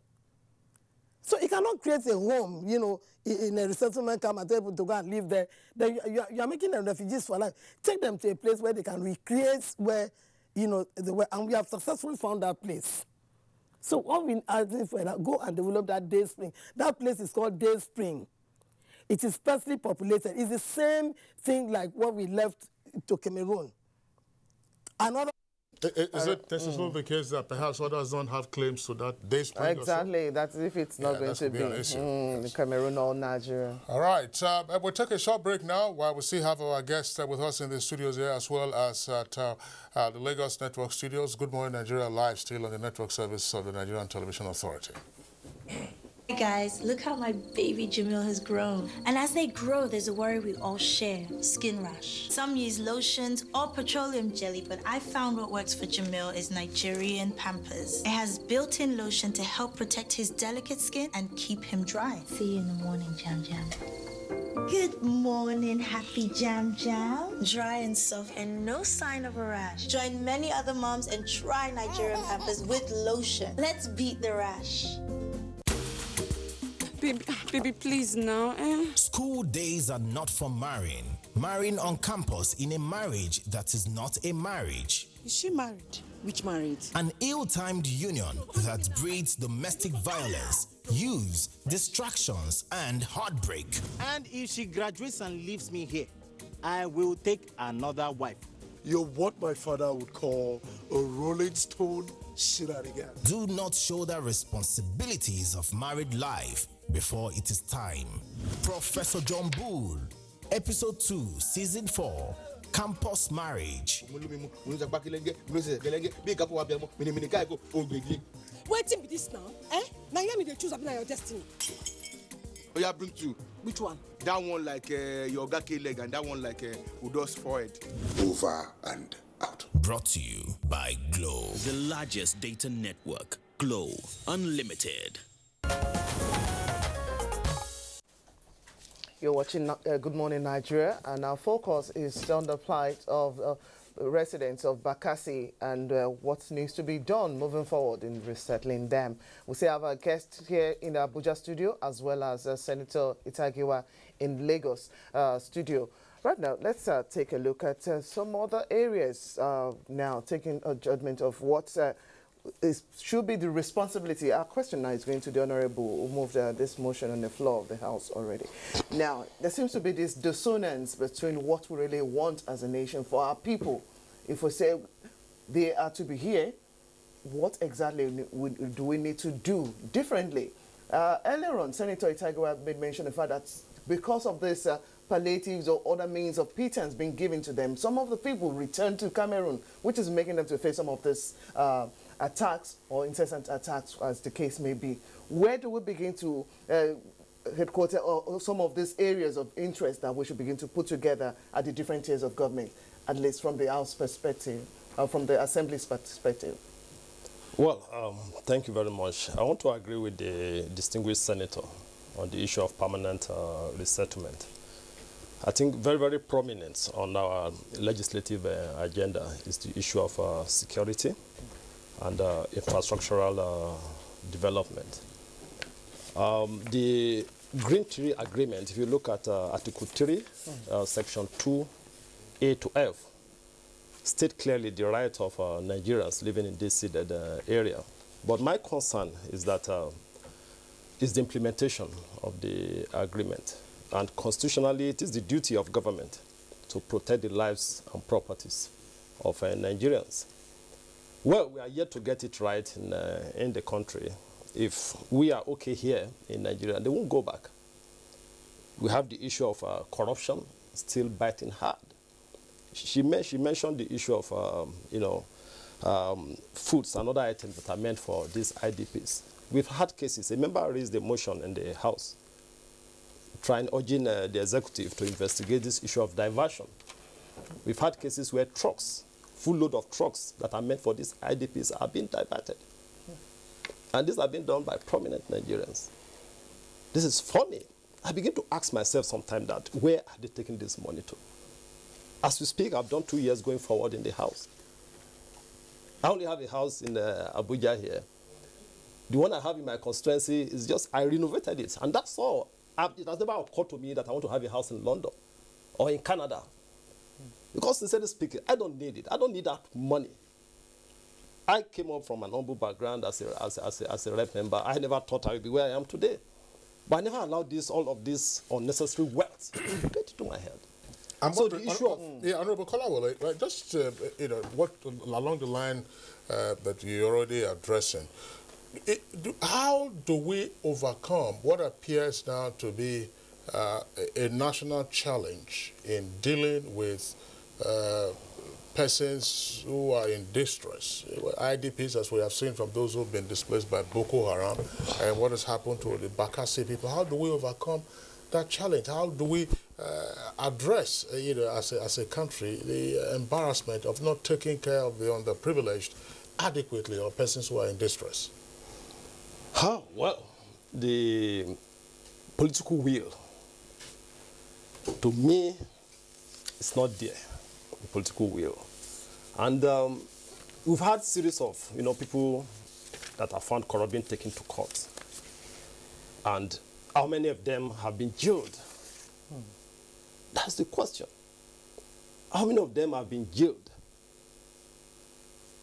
So we've seen cases, of people committing one crime or the other, but because they have the resources to fight their case in courts, they allow these things to linger for a very long time. I think on our own part as lawmakers, we still have some other areas too to actually look at in order to see areas where our laws need amendment, so that most of these cases that are taken to court can be prosecuted in a short while. So sincerely speaking, we need the political will, and I'm glad that very soon our president will be back in the country. I know he has what it takes, to make all of this happen. He has the political will to make it happen. But then there are issues surrounding, you see, it goes beyond what we can see with our naked eyes.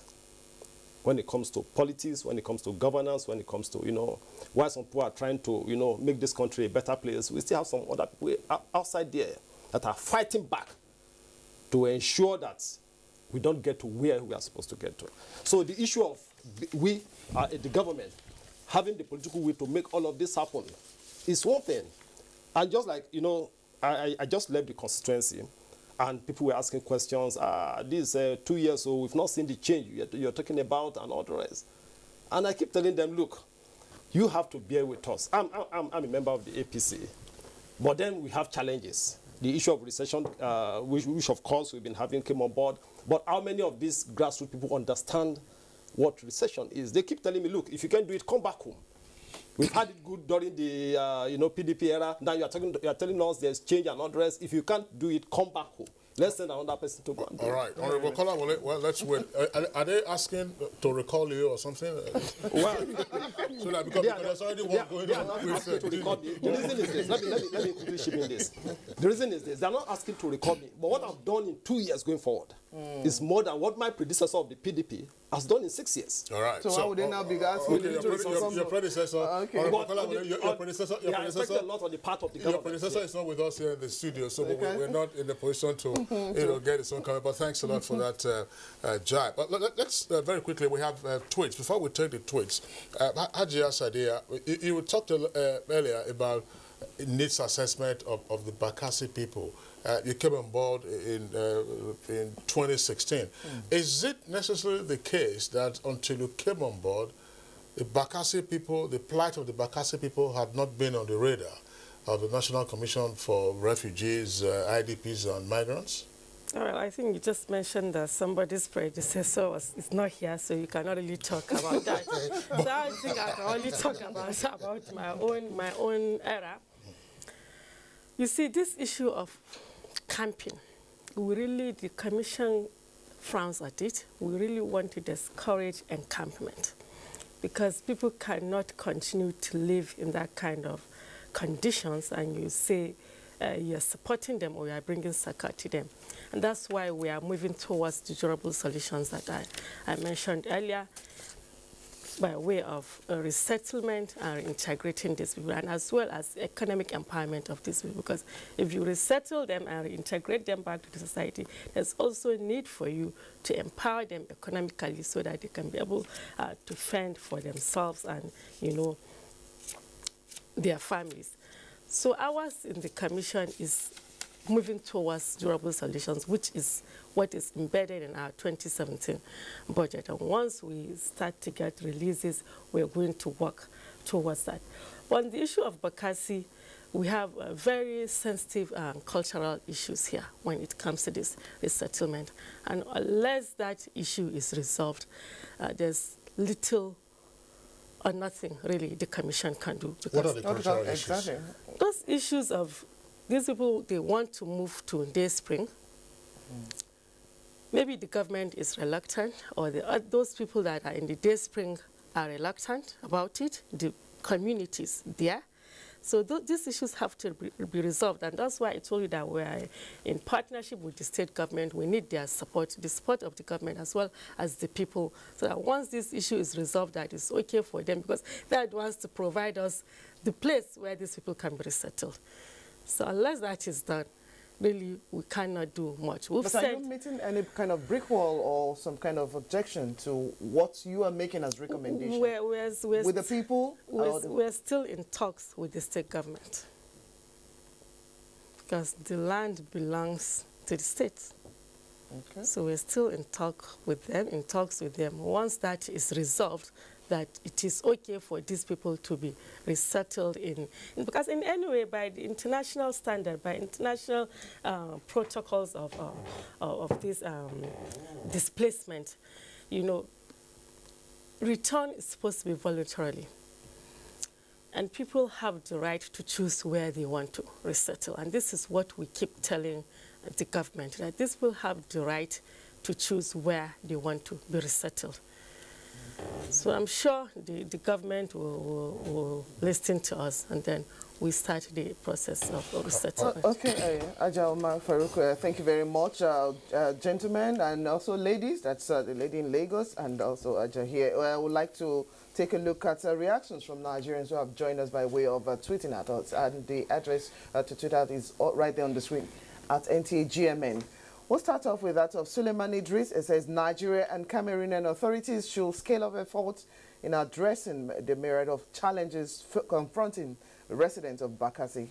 And then we have this from Pastor Arisha Monday. It says, if Cameroonian government disrespects the UN Charter concerning Bakassi people, then the federal government should approach ICJ over the matter, or the federal government should relocate her citizens. Ibeneme Dominic tweet, it was all a conspiracy theory. We can't abandon our people to be slaves in our land or believe the lies of Cameroon to our own people. Festus Akimboyewa tweets, the problem of displaced people in Bakassi is alarming, and if Nigeria is sleeping in addressing the problems, the international community will also go to sleep.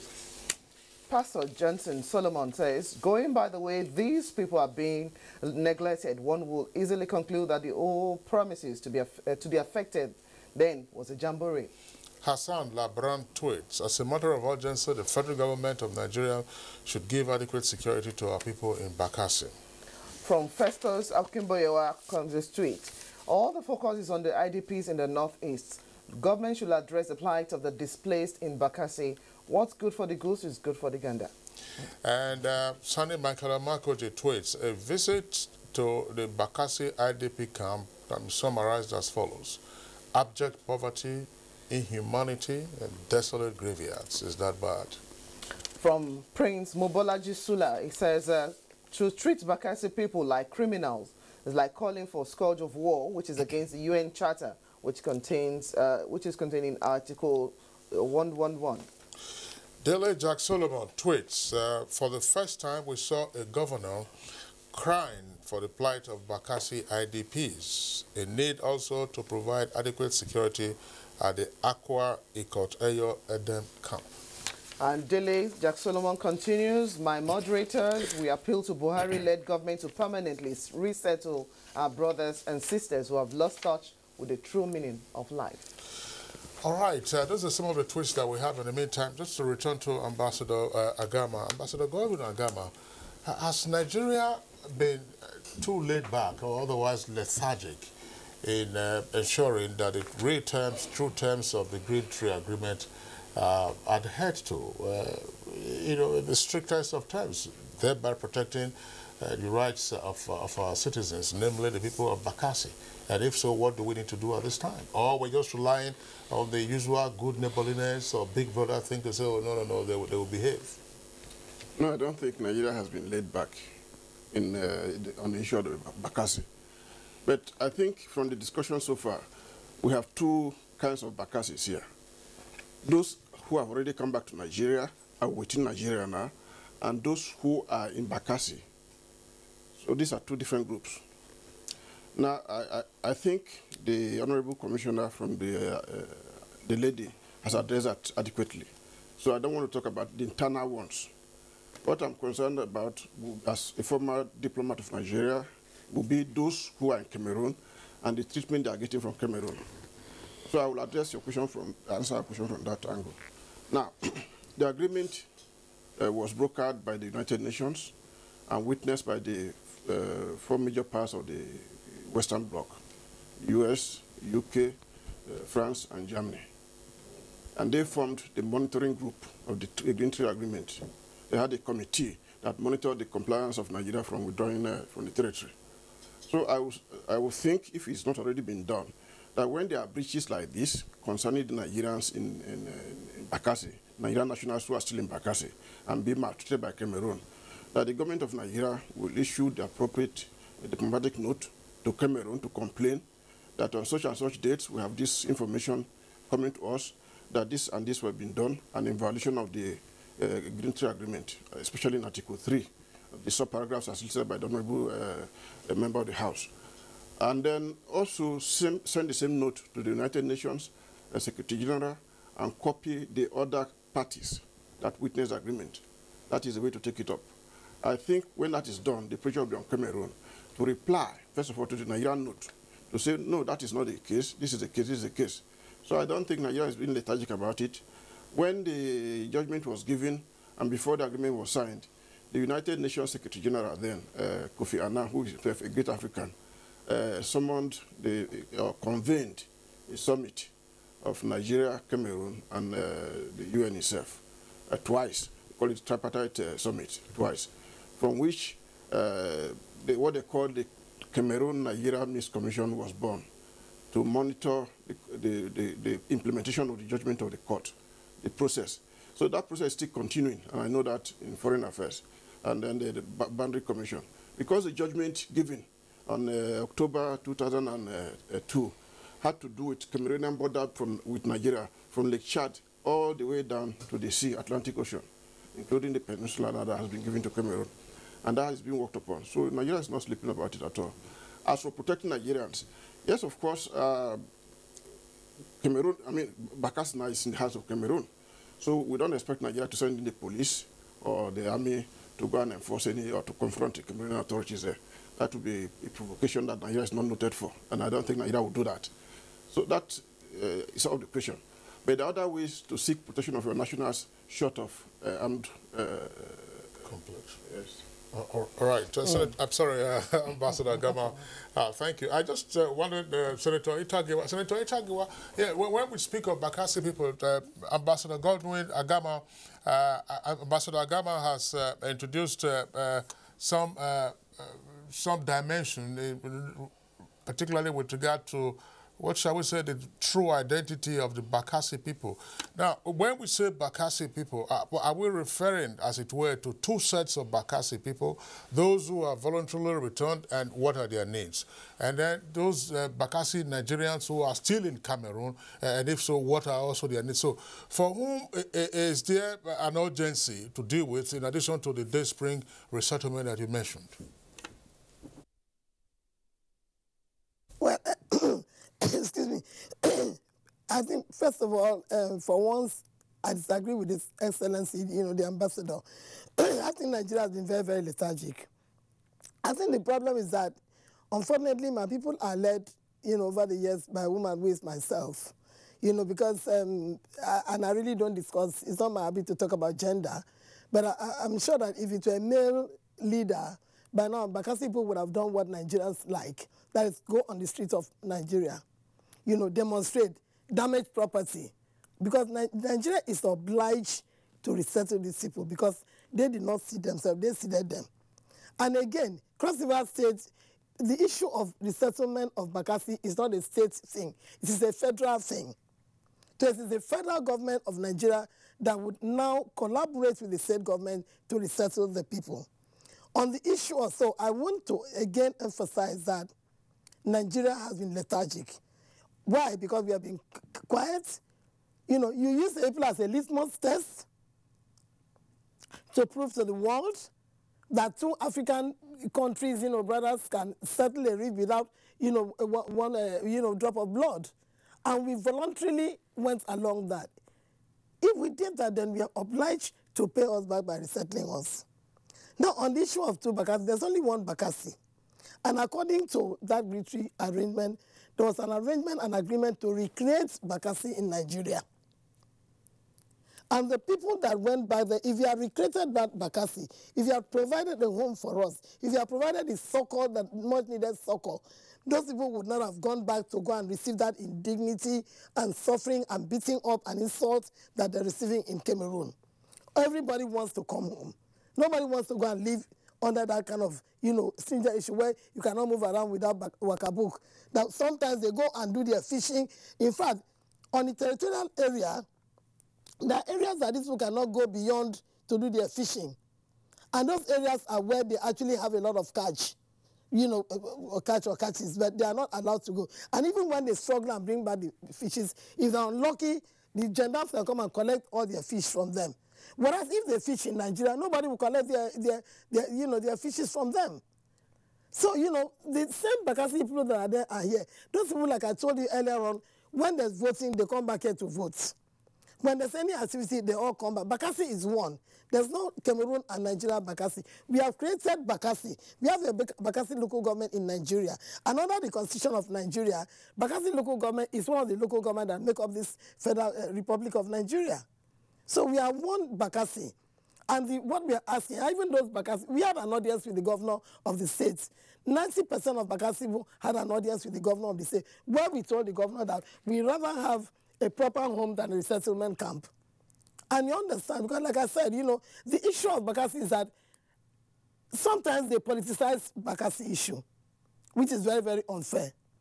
But I would appeal to this governor not to allow himself deviate or be distracted from, the way he has been trying to handle the issue. He's been very, very understanding. He's a human being. Because, like the honorable member said, most politicians are not human beings. Their insatiable appetite, their greed, will not allow them share and do what they need to do for the people. That's what is killing us. We are not human beings. If you are human beings, there's no way that Bakassi would have remained where they are till today, if you are human beings. So please, there's one Bakassi, and all we are asking for, resettle us. Let federal government collaborate with the states. Because the issue of resettlement is not a state matter, it's the federal government of Nigeria. All right. Distinguished Senator Florence Itagiwa, former presidential advisor on National Assembly matters, would like to appreciate your being with us on the program today. You joined us from our Lagos Network studios. Thank you very much. God bless you. All right, a blessing. I think that does it. I'm sure that going forward, we should have some more positive responses. Particularly, we just hope that there are no adverse claimants to the Day Spring land that she has proposed for the resettlement. Exactly. Now, we also would like to appreciate the member of the House of Representatives, the mover of the motion, calling attention again to the plight of the Bakassi people, Honorable Babatunde Kolawole, who represents Akoko Southeast and Southwest Federal Constituency in Ondo State. Honorable Kolawole, thank you for being on the program this morning. Thank you for having me. Okay. And our appreciation also to the Federal Commissioner in charge of the National Commission for Refugees, Migrants and IDPs, Haji Asadia Umar Farouk. Haji Asadia, pleasure that you were able to be part of our discussion this morning. It's my pleasure too. All right. We also thank Ambassador Godwin Agama, former Under Secretary for African Affairs in the Ministry of Foreign Affairs. Thank you for being on the program this morning. Thank you very much, too. All right. Now, let's move on now to supplementary segments, and we go over to sports. There are stories, of course, on soccer, and particularly the local league. Welcome to sports. Let's start from the Nigerian Professional Football League. 17 goals were scored in the Week 31 fixtures of the Nigeria Professional Football League, NPFL. Plateau United fired blanks away to Lobby Stars, even though they still remain top of the pile. 3SC defeated Enyimba of Aba 2-1. Enugu Rangers also lost by 2 goals to ABS. Remo Stars remain rooted to the bottom of the league table after losing 0-2 against Kano Pillars. In other results, it was Akwa United 2, Nasarawa United 1, Sunshine Stars 1, El Kanemi Warriors 0, Rivers United 3, Wiki Tourists 1. No away team managed a victory, as the best away results came in form of a 2-2 draw between FCIU and Gombe United. In basketball, as expected, a second preliminary list has been released for the national camp ahead of the Afro-Basket women scheduled for Bamako, Mali by the Kida faction. 2 camps will be opened to accommodate foreign-based and home-based players. Foreign-based players are expected to camp in the USA, while the home-based players will camp in Lagos. The 2 camps will resume in Florida and Lagos simultaneously. The USA camp will be coached by Vincent James Samuel, while the Lagos camp will be coached by Peter Amedu of First Bank and Ochuko Okorogun of Dolphins. Recall that the Tijani Umar faction last week released a 22-player list. That is it from sports for now. More on sports in our subsequent news bulletins. Thanks for watching. Good morning. Now to art and entertainment. Nigeria's growing fashion industry is experiencing unprecedented level of exposure that translates into unique opportunities for designers. Here's Abdulmalik Adio with more.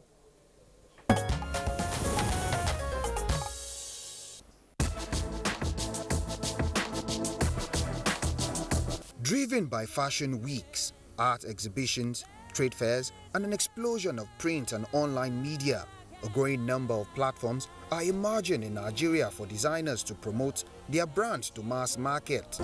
I appreciate the fact that African Fashion Week London appreciated my work to that extent of making me a brand ambassador for the African Fashion Week Nigeria.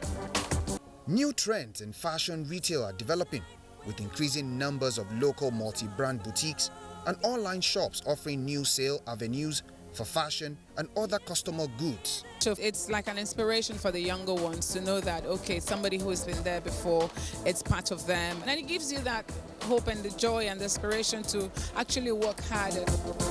But beyond the glitz and glamour, experts say, designers within Nigeria struggle to find a sustainable market locally and to keep up with the international fashion industry. We want people from every part of the world to feel Africa, even without being to Africa. That's why we use raffia, we use leather, we use bronze, we use brass, we use shells, cowries, all of stuff to work with to introduce it into our clothing. Rarely viewed as an integrated sector of the economy, the potential of creativity as an economic force have been slow to find recognition in Nigeria. Most of the time they are buying from us, keep to their own stand and be selling huge amount of money, and our people will still go there and buy. They will leave our home and go there to buy. They should be buying from us to encourage us so that our culture will not die. Despite the challenges facing the industry, fashion is arguably the next big thing in Nigeria. And with the population put at 170 million, it makes the prospect appealing, and if well harnessed, experts say will position Nigeria as a major player in the international fashion scene. Thank you very much there, Abdul Malik Adio, for the arts and entertainment story on Good Morning Nigeria. Let's go over down to the Weather Center to check out what the weather outlook will be like for the rest of today. It's a pleasure to have you join us on the weather segment from the Nigerian Meteorological Agency. There are indications of more musonal activities across most parts of the country in the coming days, especially the southern states as well as the northwestern region. Heavy precipitations are expected. Hence, on Monday, we anticipate rains over most parts of the southern cities, with possibilities of isolated thunderstorms over parts of Abuja and Niger states in the morning. And as the day progresses, there are chances of isolated thunderstorms over parts of the northwestern part of the country, some parts of the northeast, as well as the central cities. And that's where we conclude the weather forecast for today. Bye for now.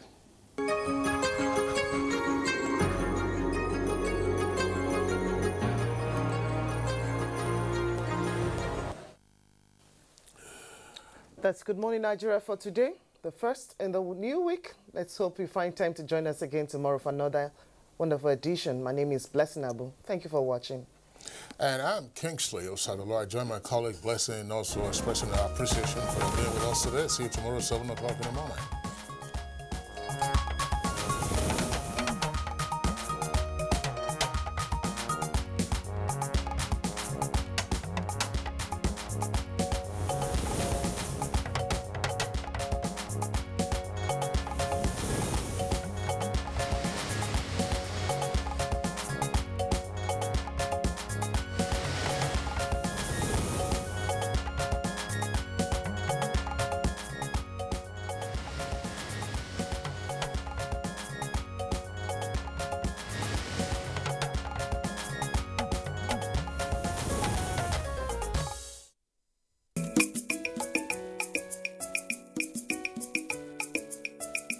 Our programs are getting better and fresher. And it's because we are thinking about you.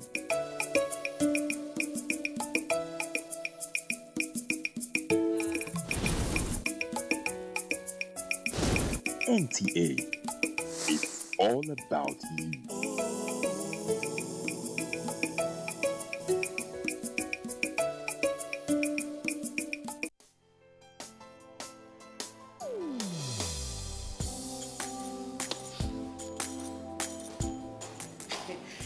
Chief. Good morning, sir. You're here already? No, now my spirit day, my body day for house. What kind of question is that?